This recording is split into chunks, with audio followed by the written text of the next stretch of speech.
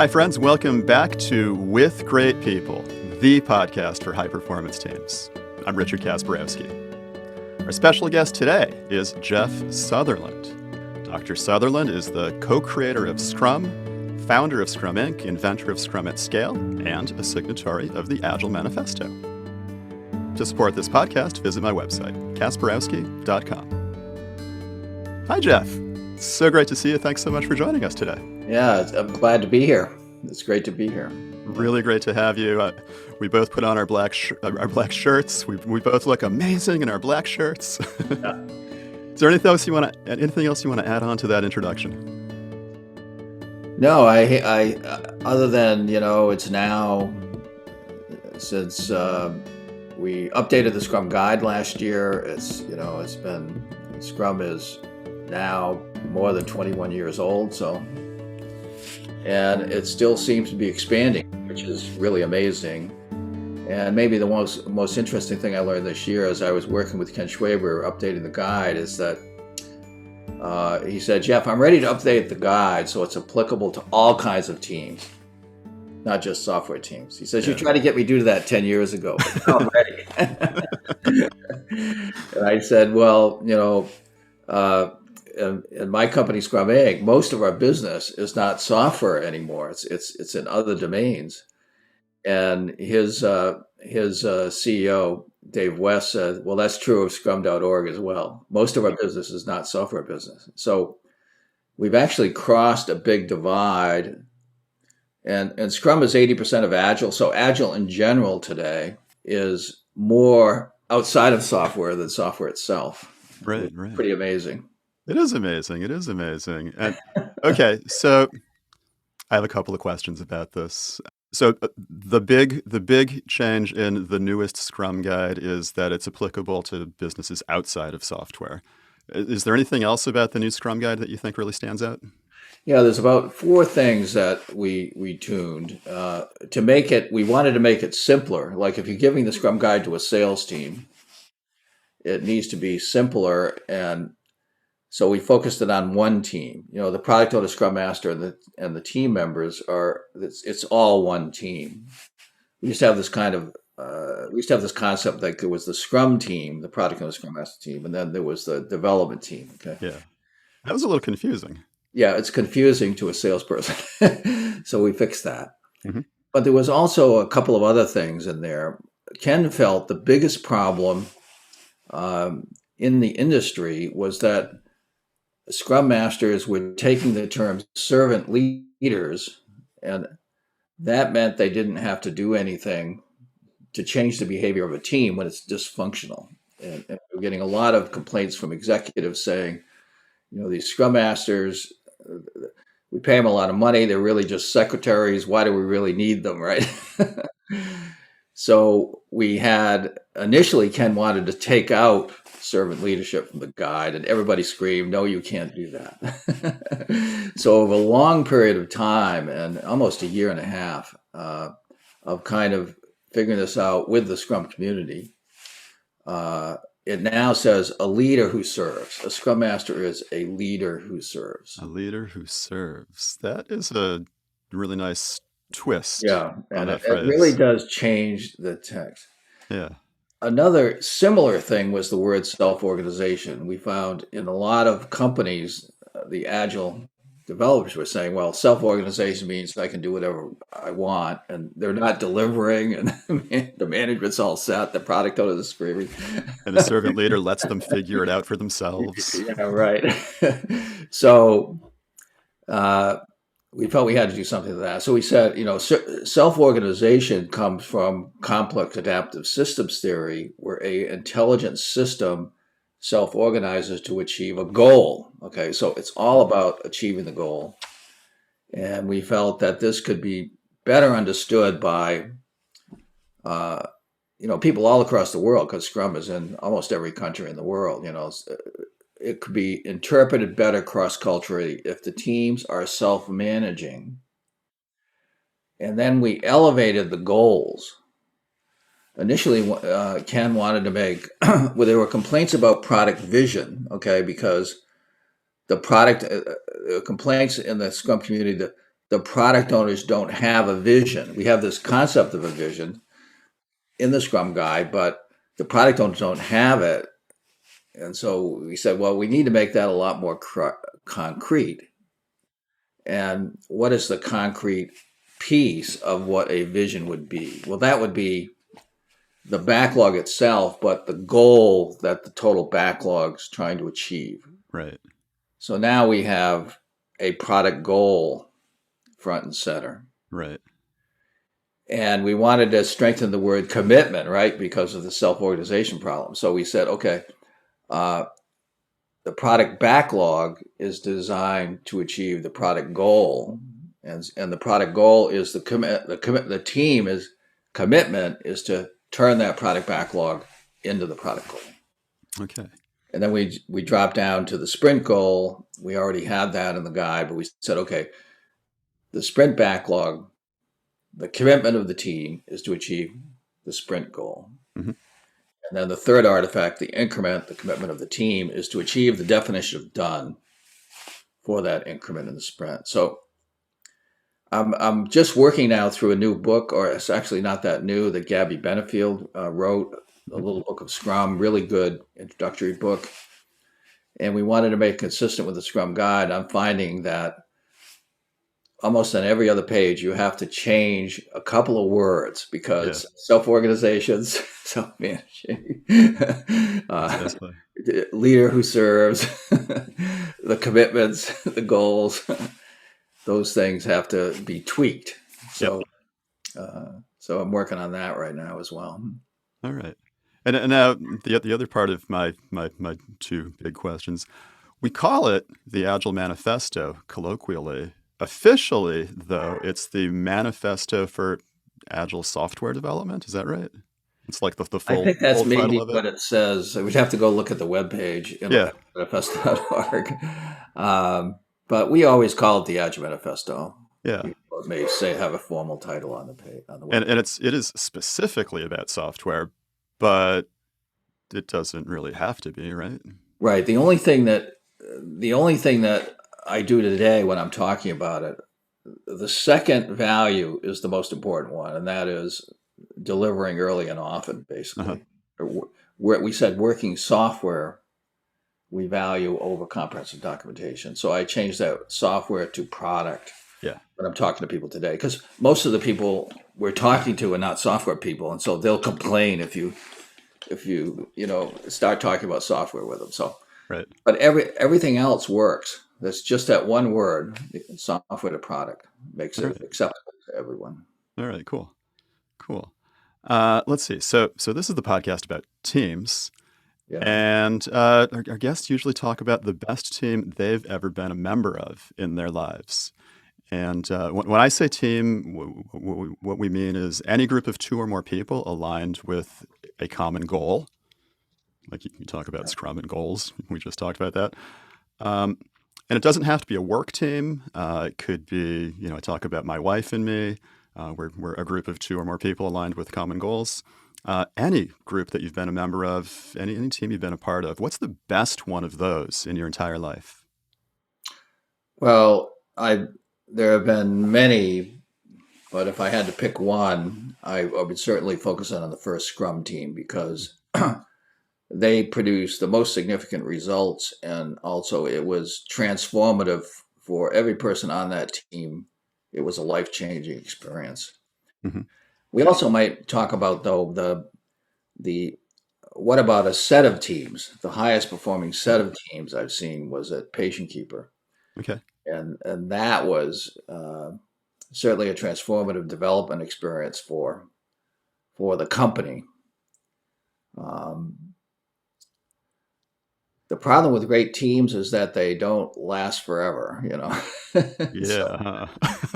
Almost the story about what happens afterwards is almost as interesting as the actual team experience. Where do you want to dive deeper? That first Scrum team? Let's go to the first Scrum team, yeah. Okay, so where was that? It was at Easel Corporation, and I had started a prototype of what became Scrum 10 years earlier and in a large banking company, and I had gone through, I was hired into multiple technology companies, doing innovation, building the first internet news company, one of the first object database systems, um, a lot of technologies that the banks needed, spun out of that banking experience. And I was running an object database company. I was president of the company, a company which is now known as Matisse. It's a it's a high performance transaction processing system that mainly runs multi $10 billion nuclear processing plants lights out. So extremely reliable, extremely fast, and massive amounts of sensor readings. So I was running the object database company where we were actually finalizing the product itself and also doing a lot of consulting around the world and using the product with object technologies. And that database came out of the AI world. And in that AI world, we had very rapid software development with constant refactoring, constant updating, continuous integration, continuous deployment. The system's always working. Yeah. All the things we do today were part of that early AI product development.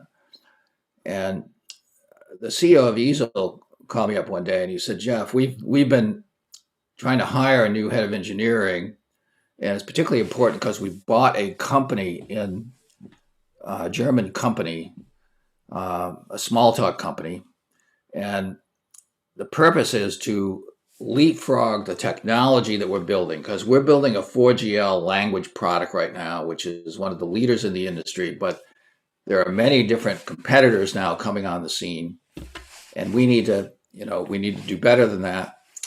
And we need someone who has a history of innovation to come in and take this new company we just bought and use that technology to create a completely new product line that's going to replace a 4GL product. Yeah. So he wanted to hire me kind of like a chief engineer at Toyota. You come in, we're going to give you whatever you need. We don't even know what the product is yet. You're going to have to figure that out. Okay. So it sounded really interesting. And at the time, my object database company was funded by the French. They were getting a new round of investment. And there was some disagreement between me and the new investors that we had to settle. But I had this offer from Easel. In the midst of all this, I decided to go to Easel.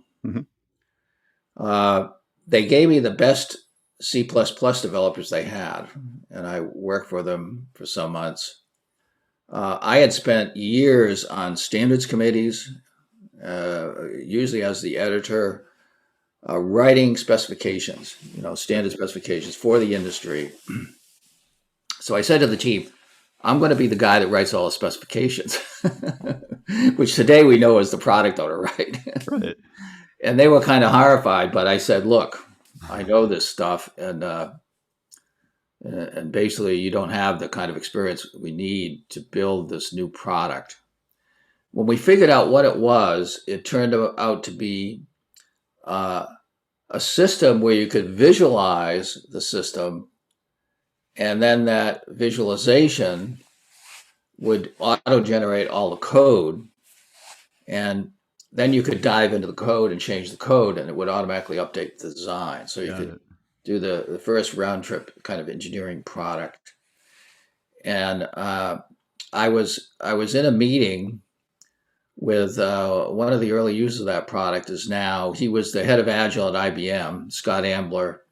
He's now moved over to the Project Management Institute. He's the head of the Agile programs. And I'm in a committee meeting for one of the OMG standards, which we are both on. And Scott says to me, this was like 2 weeks ago, Jeff, that product that you guys build, it's called Object Studio, is one of the 5 best development products ever created. I use it today. Wow. I thought, that is amazing. Okay. That is amazing. So that team, we were motivated by a number of different threads, but one of them was Alan Kay at Xerox PARC. Alan was the inventor of Smalltalk. And of course, we were Smalltalk guys. Alan came to MIT to get a presentation along with almost a dozen language inventors. They all presented papers, got awards. And his paper on Smalltalk described what happened at Xerox PARC, where they invented the personal computer. They invented the Windows interface. They brought the mouse over from SRI and connected the mouse. They invented the Ethernet. They invented the laser printer. I mean, we're sitting there in the MIT audience like, this one team invented everything. Invented life as we know it today. They didn't leave anything for the rest of us. But we said we knew we needed a new process for people using our round-trip engineering tool. So we said what he didn't invent was a team process to really leverage that technology. And so that's what we're going to focus on. Oh, cool. I love that you called it a team process. Yeah. And I was listening to one of your previous podcasts by a woman that was talking about ensembles, most recent. Yeah. And it struck me because we had a couple of Danish guys on the team, 3 of them, I think. And we talked about how do we think of the software itself. It's going to be an ensemble of components that plays together like an orchestra.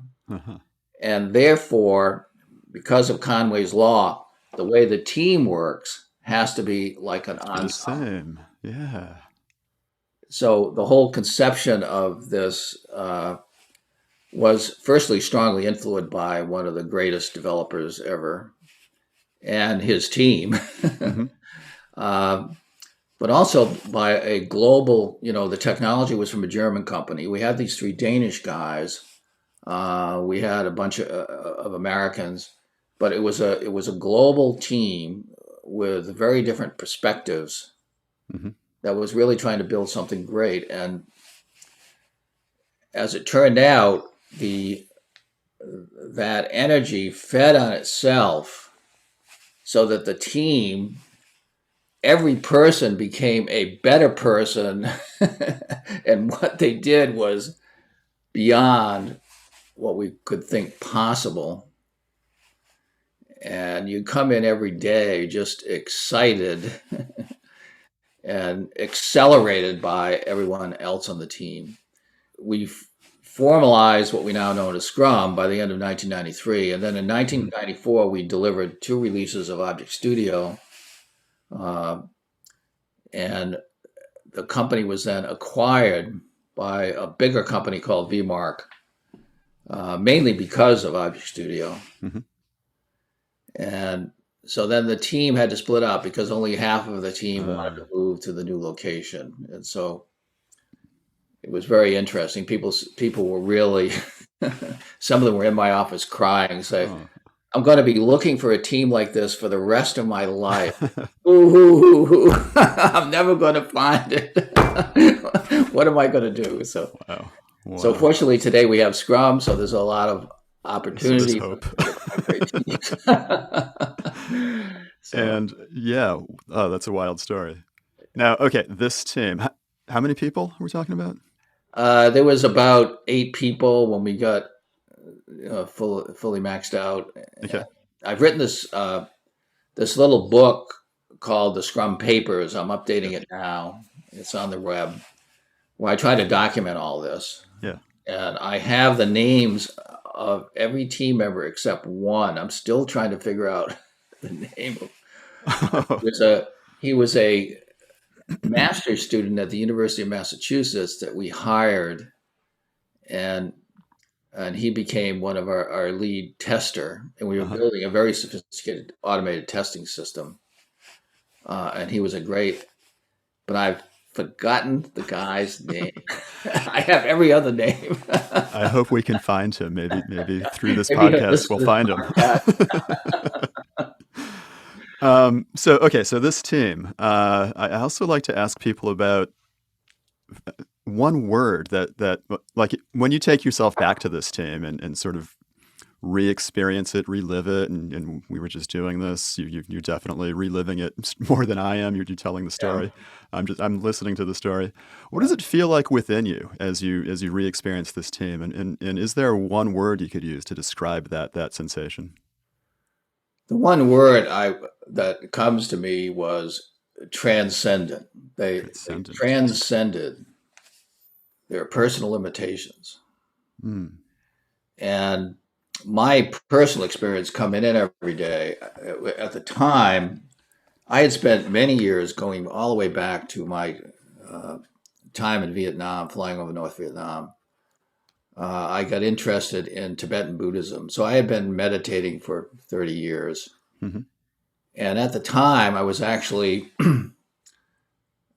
undergoing multiple initiations in the Tibetan community. They would have these conferences. They invited a senior lama from Tibet over, and then he would do this initiation.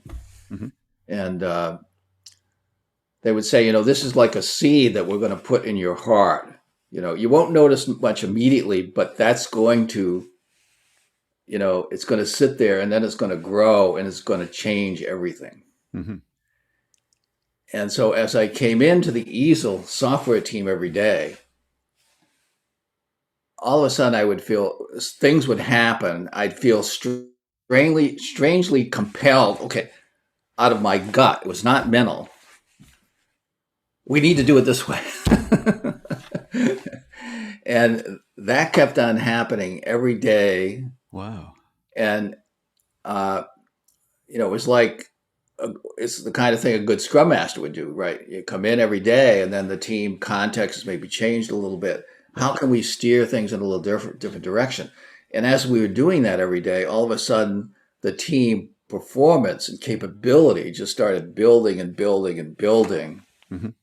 uh, until it was unbelievable to people what we could get Wow. done. I've never heard you tell this. I've never heard you tell this story about relating this to Buddhism. So that's really fascinating. Yeah, I don't talk about it much because I know Jim Copeland can relate to it. Uh-huh. He came to our Scrum Master training in Denmark, and he says to me in the middle of the Scrum Master course, he says, "This smells like Buddhism." And Jim is a very deep thinker, so we started kind of drilling down, Yep. and we got to this. But the issue is that life is full of problems, right? That's the Four Noble Truths. Starts with life is full of dukkha. Hmm. Second, there's a reason for that. And the reason is you're holding on to old ways of doing things. Oh. And then the third noble truth is there is a way out. And then there's these 8 rules, for living a good life. Uh-huh. Uh-huh. Well, we just took that and applied that to Scrum, right? Life is full of impediments. Your Scrum team is full of impediments. Yep. There is a way out. Identifying, prioritizing, and systematically remove those impediments Okay. will actually change. It actually changes reality. It changes Yeah. the way things work, both objectively and externally, but also the people themselves will change. Yeah. Our company is full of problems. Why? Because we're holding on to old ways of working, and there is a way forward. That's wow. Okay. Okay. I'm in. Okay. Now this Easel team. Subjectively, what else about this team lets you know that this was a really great team? I think all the members of the team went on to do great things. Hmm. Jeff McKenna was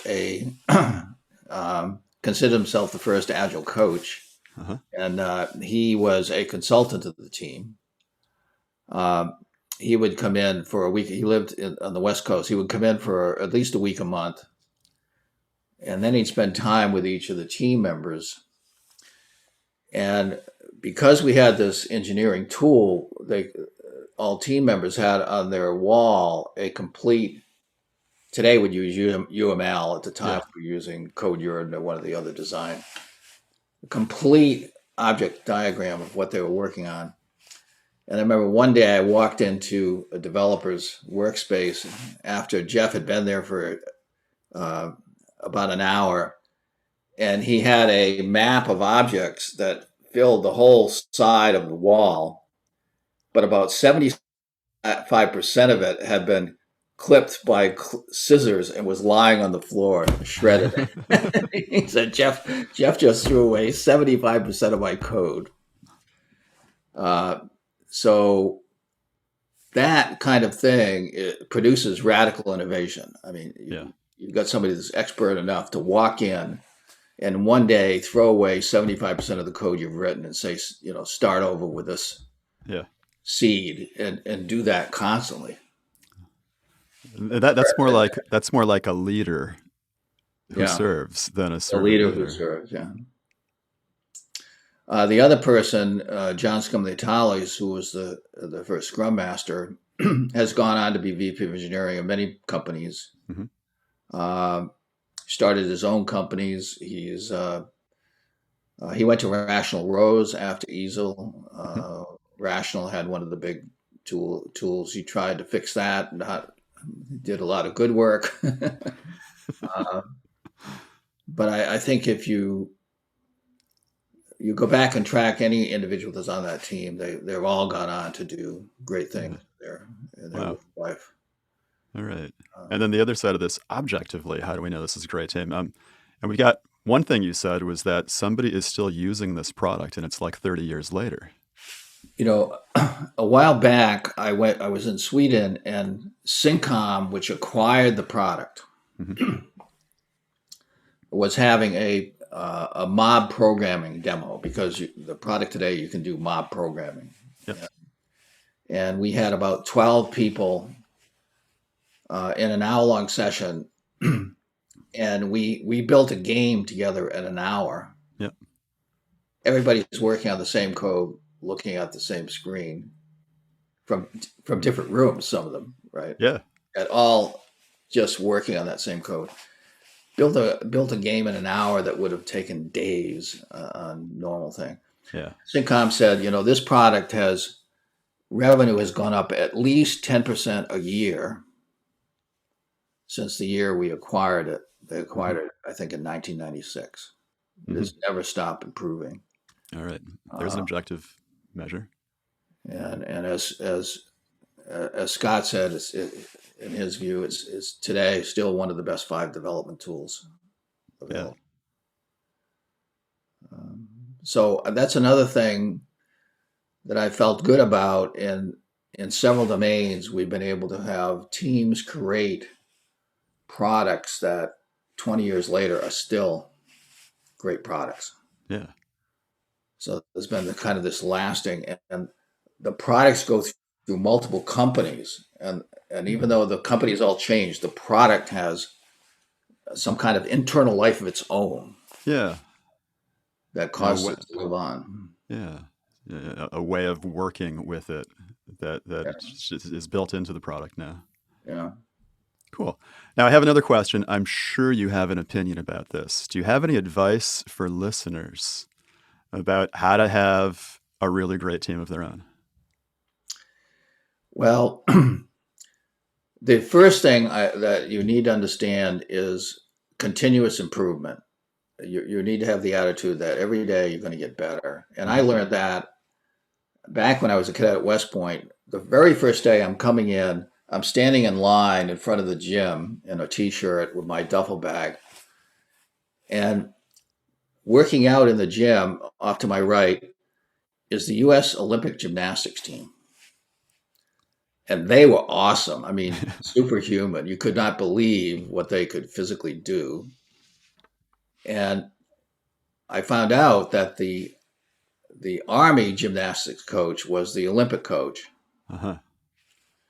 And so I decided to go out for the gymnastics team as soon as I got through that first summer in Beast Barracks. And I was on the parallel bars, and for years, the Olympic team member, the best parallel bar guy on the Olympic team, was the assistant coach. And every day he would have me do my exercise over and over again. And every time I do it, he'd say, okay, this is not quite right. Make this change. Yeah. Over and over. No judgment.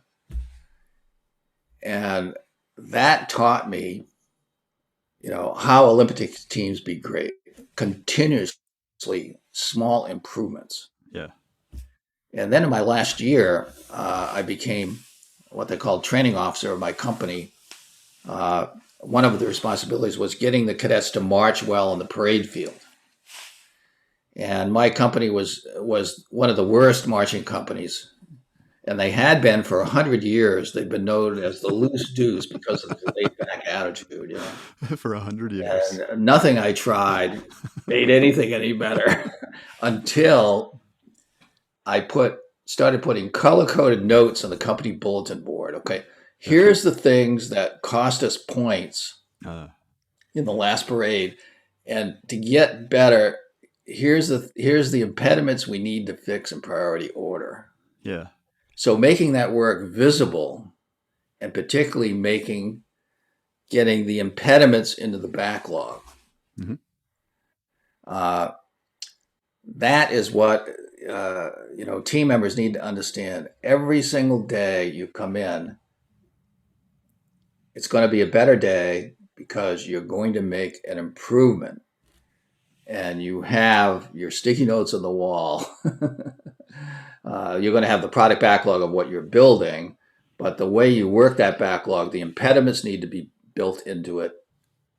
You need to be working that backlog so it's getting better every day. And so, right. And if you do that, the team will self-organize to be great. I'm so inspired by this. I need to get myself a piano coach who watches me and listens to me and tells me the thing to do next, or the things to do next. I think I know, but I bet there's somebody who knows better. And of course, the challenge from a Scrum Master's point of view or team leader's point of view is that people don't necessarily want to get better every day.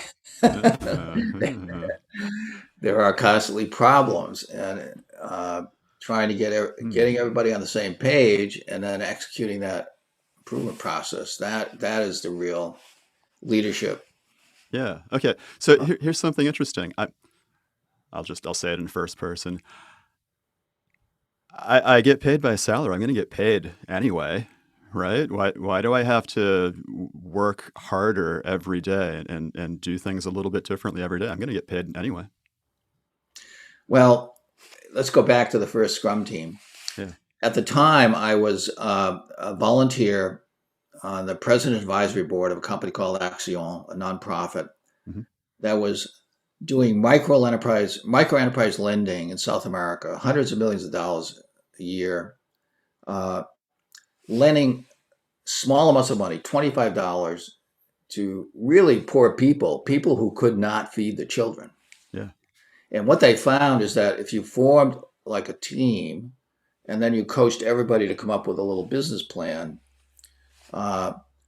then a guy might say, well, I'll if I have $25, I'll buy some wood, I'll make a fruit cart, I'll sell fruit in town square. A woman might say, I can buy a sewing machine for $25, I'll start selling dresses.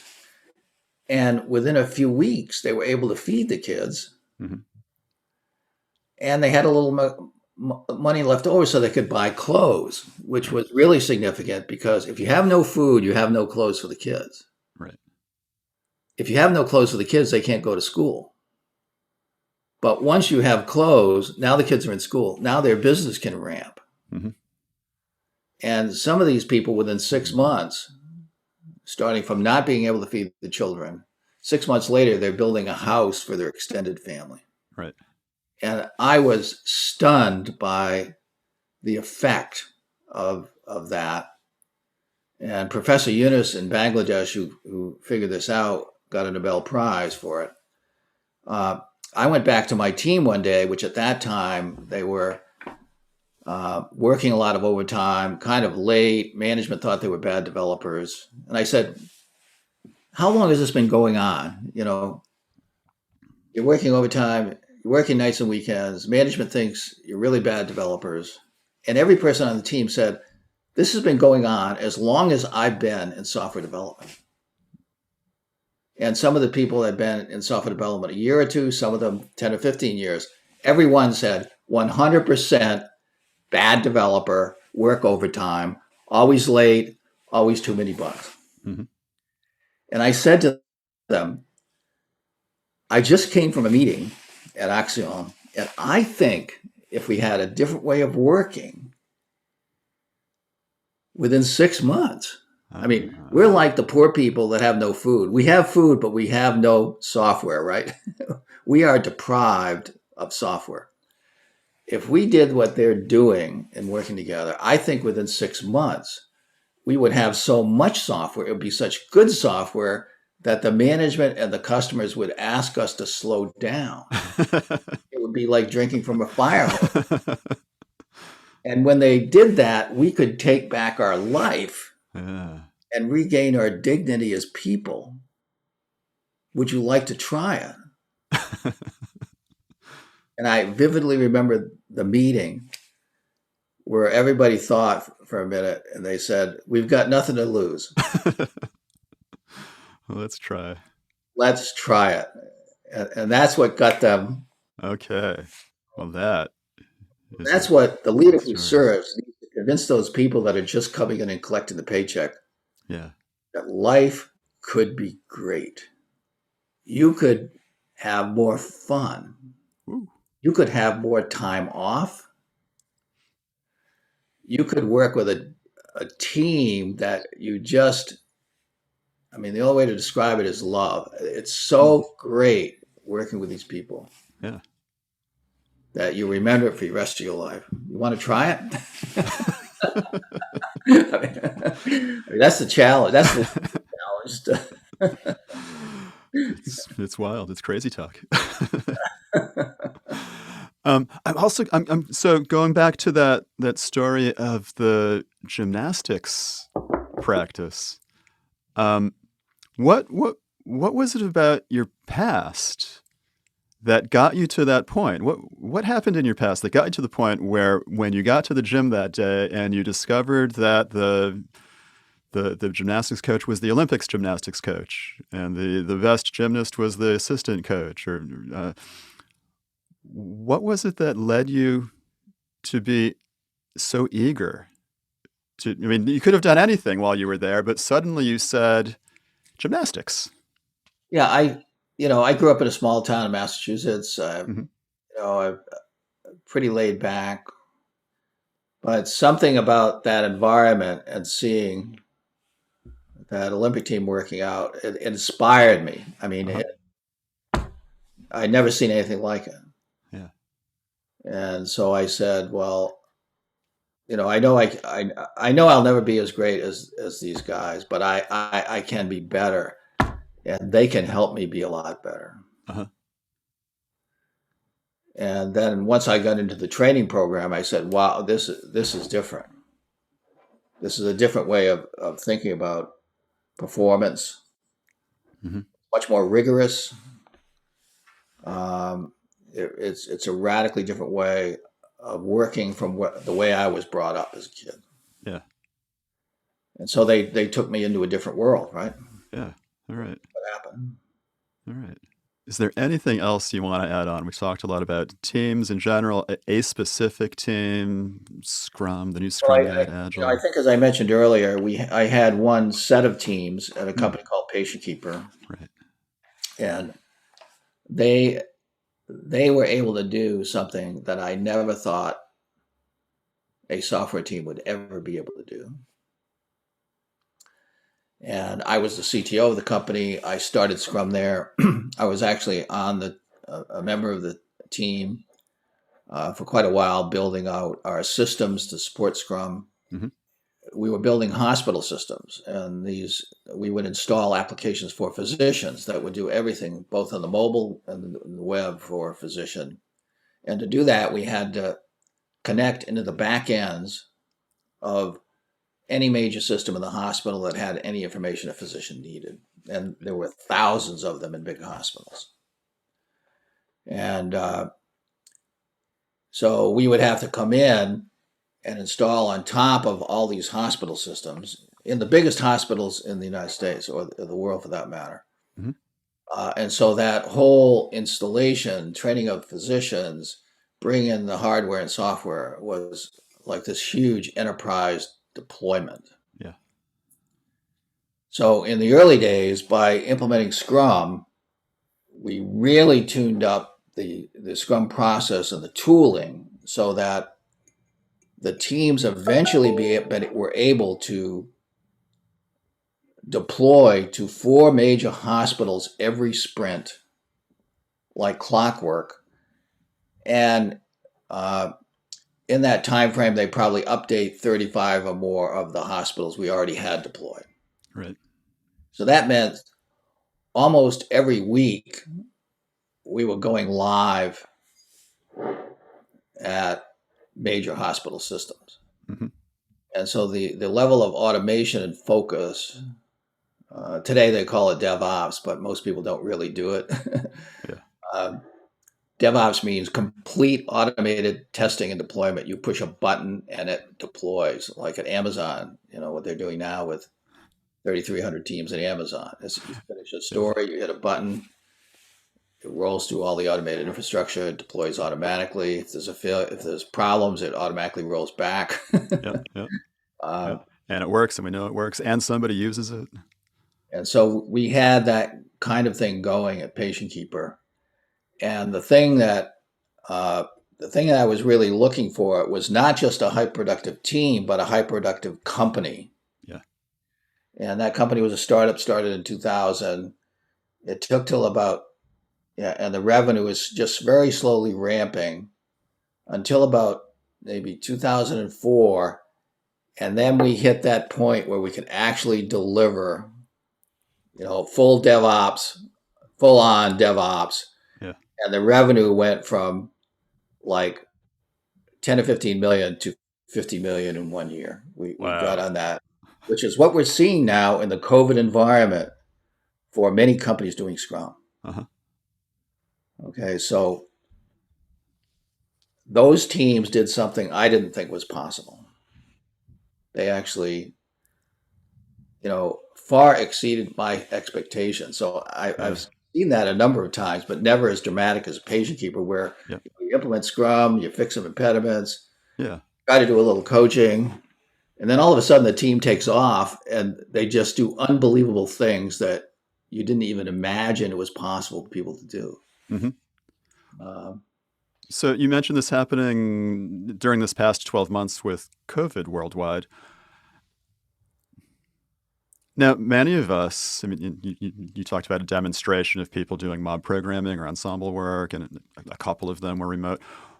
What's happening that even though we can't work together face-to-face, or most of us haven't been working together face-to-face, what's been happening that has helped teams and teams of teams accelerate so much? Well, one of the things that we know, and we wrote the first paper on this, I think, back in 2007. We had a globally deployed Russia, Canada, United States, multiple teams, many dozens of teams, where every team was in multiple locations. Yep. So all teams were remote.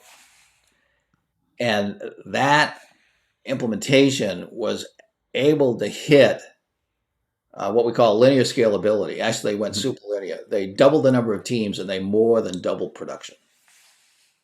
So we know from that experience that it's possible to work as well remotely as it is locally with Scrum. Yep. Even though you need more discipline, it is a little harder. You have to be more focused. Yep. So as soon as we went to this COVID lockdown, I started getting notes. I got a note from a senior vice president of Amgen, one of the biggest biotech companies, says, "Jeff, thank God we went to Scrum last October. Mm-hmm. Within a week of lockdown, we're working totally remotely and everything's back to normal." Wow. He says, "Our competitors who are using traditional project management are dead in the water, and they are going to be dead until COVID's over. It's still not over." And he says, when it is over, it's going to take them a year or two to climb out of the pit that they've fallen into. Yep. So COVID all of a sudden gave a tremendous competitive advantage to people who can do remote Scrum well. Okay.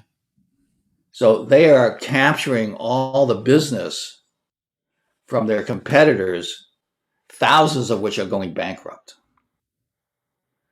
So we have this situation, Amazon, it's obvious they're going to go up in COVID because they're delivering stuff. People need more deliveries. So their stock went up 200, 300, 400%.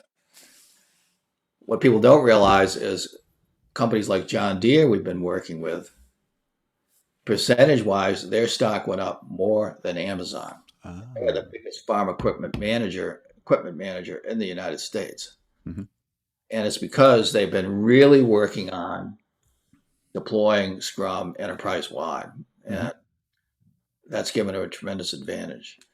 So there's dozens of companies like that. And the world is changing right now. COVID was a catalyst for the changes that were emerging all of a sudden are forced. Right. Production needs to be much more rapid. We're moving much more to using robots. We can pull things local, use 3D printers. And that is causing a wave of technological change that is accelerating faster than people can really keep up with. Mm-hmm. And so if a company has a good Scrum implementation, they can take advantage of that globally to dominate the world. And even companies that don't do Scrum well, like Tesla. Tesla is one of the most agile companies in the world. So they've got agility down. We've done some Scrum training inside the company, and they have some Scrum and they want more because basically Eli's strategy is everybody works 80 hours a week, right? Mm-hmm. Our strategy is you work 40 hours a week and you do twice as much work as the guy's doing 80 hours a week, right? Right. That's the whole concept. Right. So there's a bunch of people inside of Tesla doing Scrum that want more of that. Yeah. But even without, the company is extremely lean, which is the first half of getting Scrum right. And they produce, not only do they update my car every 2 weeks with new features, and it's not just software right now. Hardware is, 80% software today. Yeah. So you can put in a new software release and all of a sudden the car runs faster, turns better, it has more range, and it stops quicker, right? So you're able to actually do hardware upgrades because of the software capability. Mm-hmm. And the hardware itself on Tesla assembly lines there are, on the average, 13 major hardware innovations rolling off the assembly line every quarter. Which is crazy.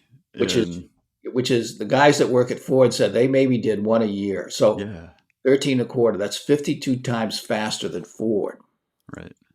So they are accelerating, they're 10 years ahead of the competition in many areas. Mm-hmm. People say, the competition is going to come in and crush them, but they are accelerating ahead of where they are now. Yeah. So Tesla's going to be like Bitcoin.